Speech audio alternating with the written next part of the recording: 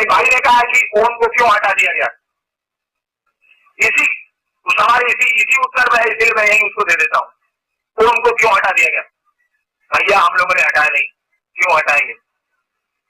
नमः शिवाय मंत्र पंचाक्षर है, 5 अक्षरों का है। ओम नमः शिवाय मंत्र है ही नहीं तो हम लोग लगाएंगे क्या, हटाएंगे क्या? जिन लोगों ने मंत्र विज्ञान को पढ़ा है, जिन लोगों ने भारत की पुस्तकों को पढ़ा है, जिन लोगों ने शास्त्रों को पढ़ा है, अध्ययन किया है, वे इस बात को जानते हैं कि शिव का नाम मंत्र 5 अक्षरों का है, 6 अक्षर का नहीं है। और वह नमः शिवाय ही है। ओम नमः शिवाय जैसे कहिएगा 6 अक्षर हो जाएगा। वैसे भी ओम मंत्रों को सम्मान देने का भारतवर्ष का बड़ा सुंदरतम तरीका रहा है।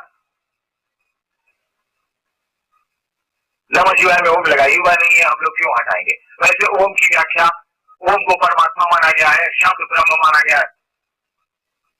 इसकी कल्पना कब की गई?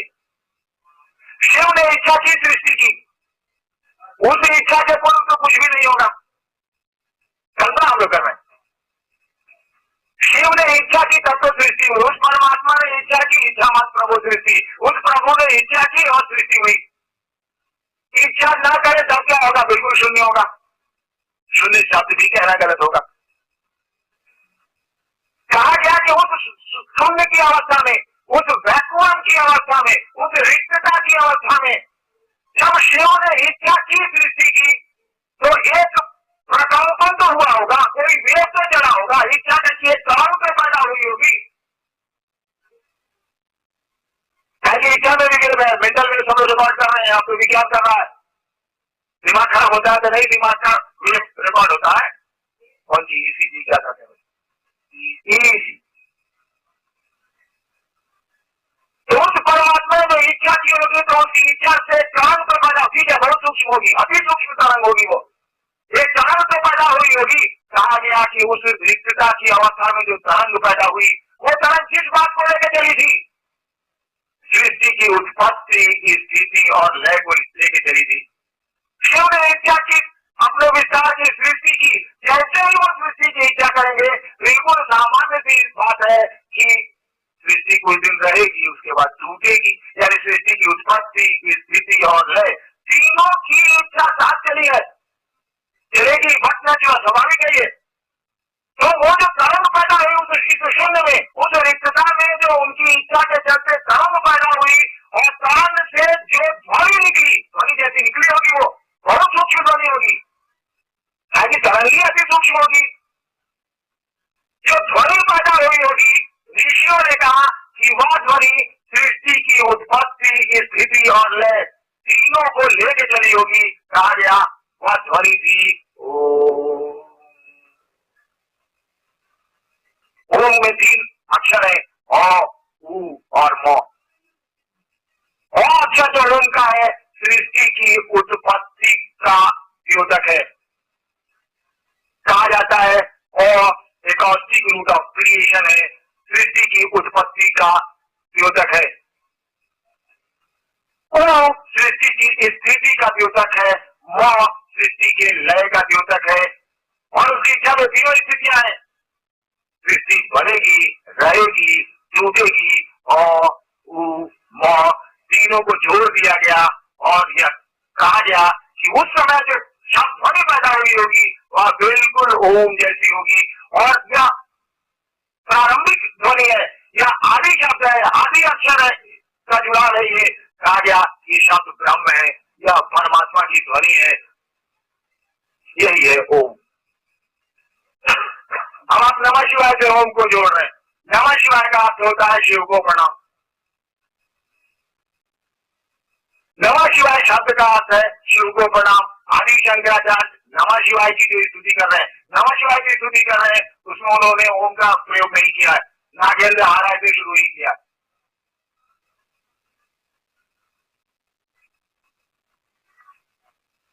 जो हमारे यहाँ मंत्र बने हैं भारतवर्ष में, तो अमूमन 2 तरह के मंत्र बने। एक मंत्र बना व्यक्ति को परमात्मा से जोड़ने के लिए। कुछ लोगों ने भक्ति का भी सुख चाहा तो एक मंत्र बना क्या परमात्मा से नीचे के जो अशरीरी तत्व हैं और जो अन्य ईश्वरीय पावरफुल सत्ताएं हैं उनसे जोड़ा जाए व्यक्ति को, उनके लिए भी मंत्र बने। तो जो मंत्र परमात्मा से नीचे के स्तर से जोड़ने के लिए बने, उसमें तो सोचा गया कि चलो 24 घंटा में अगर ये 1000 बार जप लेगा तो वो सत्ता इसको मिल जाएगी, इसको लाभ मिल जाएगा। आप जानते हैं प्रेत की स्थिति में कोई भी मंत्र सांस पर नहीं जपे जाते हैं। 1 घंटा कोई मैदान में जप ले या घर में जप ले, ये लोग जो चमत्कार दिखाते हैं और शारीरिक सत्ताओं से जुड़े हुए लोग जो होते हैं, निम्न स्तर के और शारीरिक सत्ताओं से जुड़े हुए जो लोग होते हैं, वो लोग सिद्धियां कोई सांस पर मंत्र जप के करते हैं। वे मंत्र सांस पर चढ़ते ही नहीं है, सांस पर श्वास के लिए बनाए ही नहीं गए। 24 घंटा जपने की जरूरत नहीं है, फिर तो सिद्ध करने के लिए घंटा होता है, 24 घंटा पिता भी जपेगा। लेकिन जो मंत्र व्यक्ति को परमात्मा से जोड़ते थे, जो मंत्र व्यक्ति को परमात्मा बनाते हैं, परमात्मा से एक मेल करते हैं, कहा गया कि 24 घंटा में 1 घंटा जपेगा तो कैसे होगा। इसीलिए परमात्मा से जुड़ने वाले जो सिद्ध मंत्र हुए, जो महामंत्र हुए, उनको प्राप्त ही किया गया। मंत्रों के बारे में कहा जाता है कि प्राप्त किया गया है। मंत्रों के दाता मात्र शिव है, बाकी लोग तो प्रदाता है, लेके देते हैं। दाता और प्रदाता में ये अंतर है। शिव को दाता कहा गया है, बाकी गुरुओं को कहा गया ये लोग प्रदाता है, मांग के देते हैं। कलम हमारा बाबू जी कहल है, आप प्रमुख साहब को देने के लिए, तो मैं तो दाता नहीं हुआ, दाता तो मेरे पिता हुए, उन्होंने मुझको कलम दी, मैंने इनको दी। शिव कोई दाता, मंत्रों के दाता शिव है, बाकी लोग तो प्रदाता है, लेके देते। तो नमः शिवाय तो शिव को प्रणाम है, उस ईश्वर को प्रणाम है। इस मंत्र का यह मंत्र प्राप्ति हुआ लोगों को श्वास प्रश्वास के माध्यम से।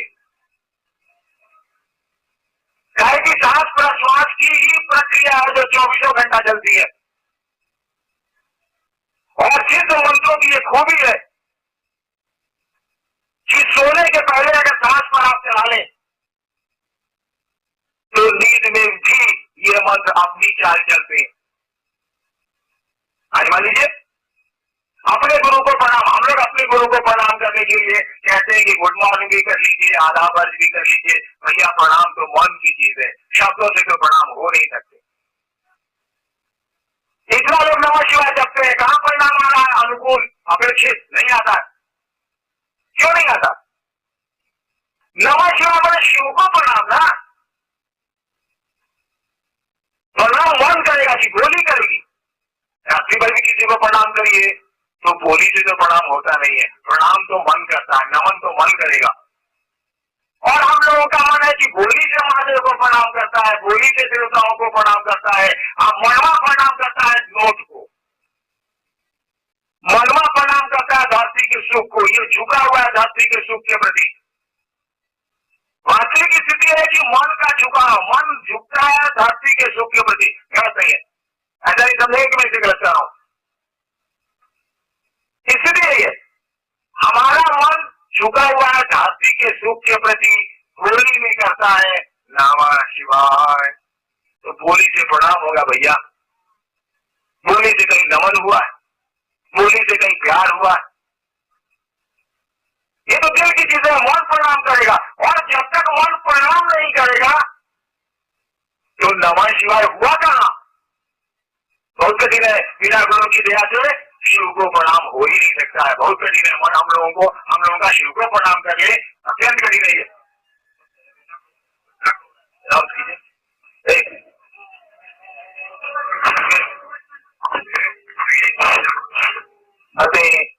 वो आध्यात्मिक जगत की जवाबदेहियां क्या निभाएंगे? सचेत होइए, सचेत होइए।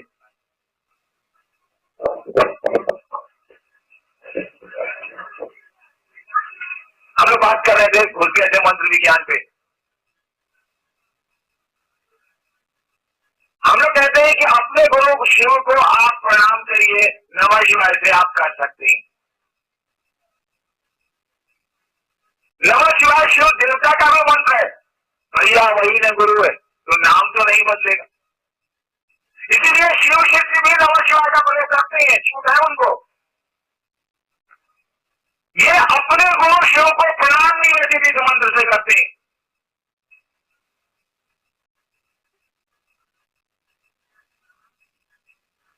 आप इस मंत्र को अपने श्वास प्रश्वास पर चढ़ा के देखिए तो नमा को इनहेल में ले जाइए, शिवाय को एक्सहेल में ले जाइए। सांस की सामान्य गति पर करिएगा, नहीं तो कृष्ण ने जैसे द्रौपदी को कहा था ना, वो स्थिति पैदा हो जाएगी।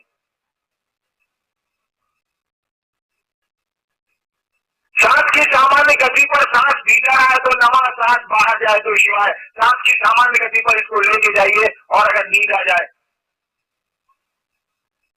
तो जब आप सो के पहली नींद जब आपकी टूटेगी तो आप देखेंगे सांस पर मंत्र चल रहा है। जैसे और जागृता अवस्था आएगी तब आप भूल जाएंगे, तब नहीं पता चलेगा, क्योंकि मन इस स्तर तक सूक्ष्म नहीं हुआ। मन सूक्ष्म हो जाएगा तो पकड़ेगा कि सांस पर मंत्र स्वतः चलते हैं। इसको कहा ही जाता है और जपा जप, सांस प्रश्वास पर मंत्रों के जप को और जपा जप कहा ही जाता है। शब्द इसके लिए इस्तेमाल है, ऐसा जप जिसको जपा नहीं है, और जपा है जिसको जपा नहीं जाता। तो जो परमात्मा से मंत्र जोड़ते हैं वे सारे मंत्र श्वास प्रश्वास, ये तो है ही नहीं। जुदा सवाल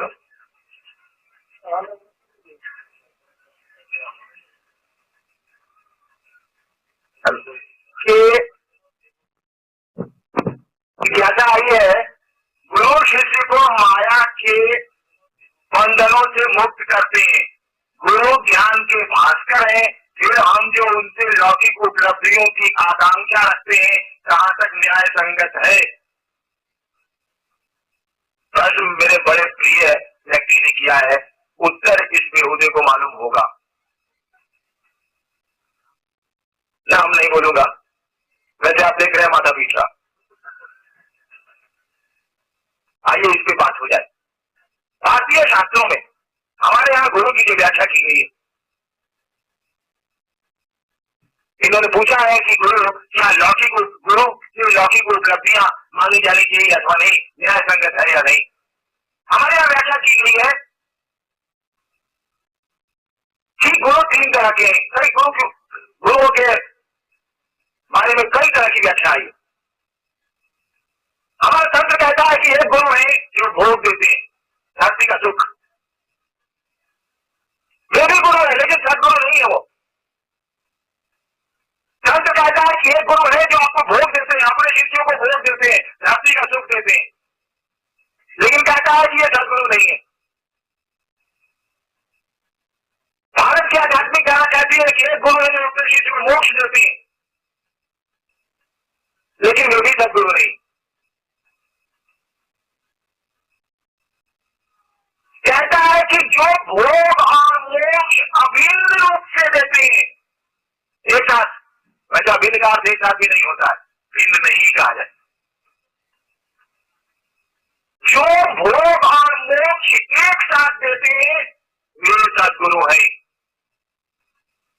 मुक्ति मुक्ति प्रसीदयते, मान लीजिए तत्व, जो धरती का सुख और आसमान की बुलंदी, परमात्मा की ऊंचाई एक साथ अपने शिष्य को उपलब्ध कराते हैं वे सदगुरु हैं। और शिव के बारे में शास्त्र क्या कहते हैं? जगत गुरु नमस्तुभ्यम, हे जगत के गुरु तुमको प्रणाम है। गुरु राम गुरुवे नमः, हे गुरुओं के गुरु तुम्हें प्रणाम है। क्या अर्थ हुआ? प्रश्न करता, शास्त्र कहते हैं कि तुम गुरुओं के गुरु हो, गुणाधिपति हो, गुरुओं के अधिपति होना ही है, वही सृष्टि करता है। टेबुल हम बनाया है तो हमसे बढ़िया मास्टर आप होइएगा कि नौ टेबुल के बारे में पढ़ाइए। अरे बनाया हमने, कंकड़ का अंदाज तो मुझको न। शिव गुरुओं के गुरु है, सदगुरुओं के गुरु है। तो शिव गुरु पद पर बैठ के अगर भोग और मोक्ष अभिन्न रूप से नहीं दे सकते हैं, एक वाक्य में कहा जाना चाहिए कि अब तक जो कहा गया है भारतवर्ष में, अब तक जो हम लोगों के कान तक की आवाज आई है कि शिव गुरु है, गलत है।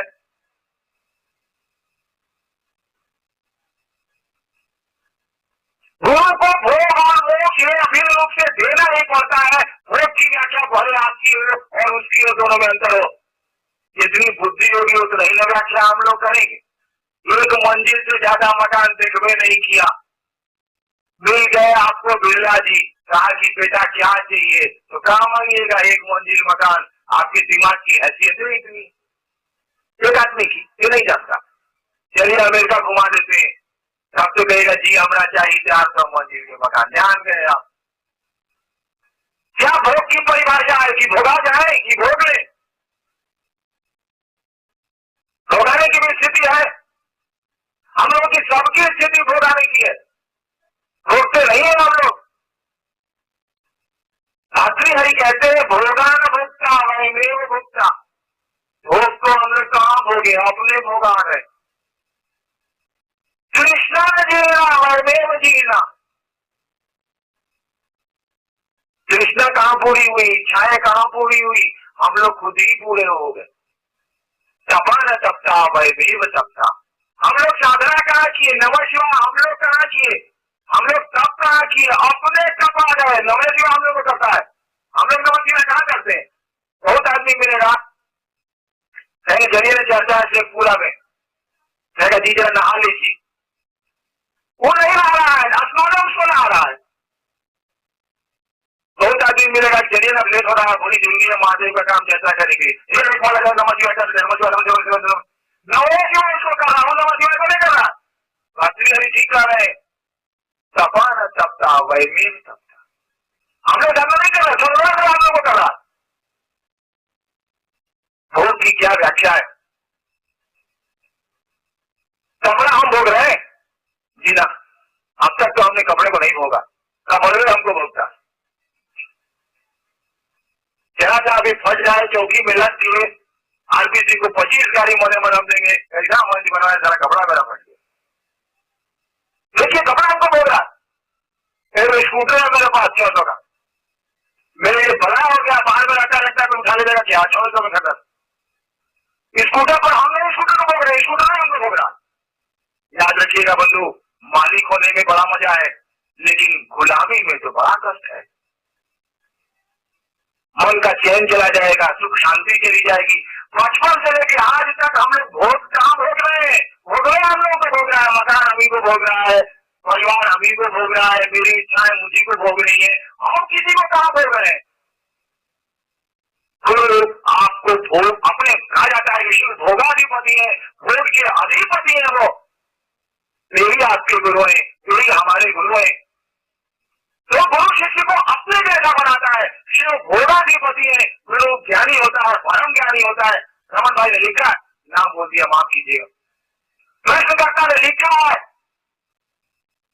कि गुरु ज्ञान के भास्कर है। धारी के देश में एक सूर्य की क्या बात करते हैं, ज्ञान का तो वो जनक है।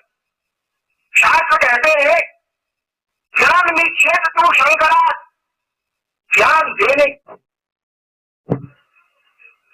इस स्थिति में लगे वंदे विद्या तीर्थम महेश्वरम। हे विद्या के तीर्थ महेश्वर, तुमको प्रणाम है। ठीक है, शब्द है इस्तेमाल किया हमारे रमन भाई ने, कहा कि ज्ञान वहां से निश्चित होता है, निकलता है। वहां आपके गुरु है, वह शिव खुद ही भोगाधिपति है, भोगता है, उसको भोग नहीं भोगते, वह भोग को भोगता है। उसका मन स्वामी है, बाकी चीजें उसका गुलाम है। वह अपने शिष्य को भी भोगने नहीं देगा, यानी भोग होने नहीं देगा, भोगाधिपति बनाता है। आप भोगिए, आराम है आपको, धरती का सुख लीजिए। ऐसा नहीं धरती का सुख मालिक बन जाए, आप नौकर बन जाए। मेरे संबंधी ने मुजफ्फरपुर में मकान बनाया, मेरे घर पर आए, मेरे संबंधी क्या है, मेरे पिता ही है। हम करेंगे बाबू रुक जाए, कहा जाता नहीं, कहने की देखा ना मुजफ्फरपुर में मकान बनाने वाली क्यों, देखने वाले नहीं जाए तो लौकिक रूप से बड़े विद्वान है, बिहार सरकार की बड़ी ऊंची कुर्सी पर रहे हैं वो। हमने कहा बाबूजी मकान अपने सुख के लिए बनाया कि मकान के सुख के लिए आप पैदा हुए? ये सारा मुकदमे आपको भोगना है, आपने मकान को भोगिए। मन को गुलाम किए जा रहे हैं धरती के सुख के प्रति, अपनी इच्छाओं से के प्रति, तो चैन मिलेगा? बीपी किसको होगा, डायबिटीज किसको होगा? मन ही शांत नहीं है। मन तो गुलाम है कपड़े का, मन गुलाम है पैसे का, मन गुलाम है सुख का, मन गुलाम है पत्थरों का, मकान का। भोग कर रहे हैं हम लोग। गुरु आपको भोग भोगने को सिखाता है। वह कहता है तुम शिव को प्रणाम करो, नमः शिवाय तुमको पकड़ ले। ऐसी स्थिति भैया ठीक नहीं है, तुम नमः शिवाय को पकड़ो। गुरु भोग और मोक्ष अभिन्न रूप से देते हैं।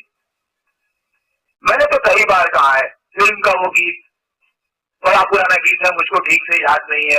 एक बच्ची कह रही है अपने पापा को, 7 समुंदर पार गुड़ियों के देश में, उसके पापा गुड़ियों के देश में जा रहे हैं, पापा गुड़िया ले आना।